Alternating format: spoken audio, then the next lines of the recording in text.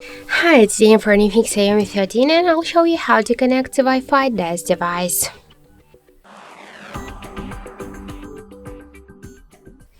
So let's first open the settings application and then tap the Wi-Fi section. Just to activate Wi-Fi, we should click once on the switcher, and after that we'll see here a list of all of the available networks.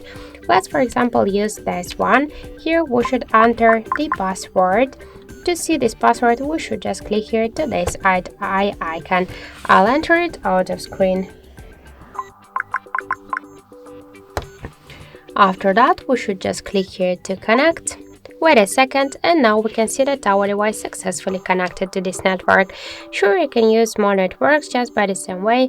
Select it under the password, tap to connect, and after that you can switch between these networks. Just to turn on or turn off the Wi-Fi, we should just use the switcher.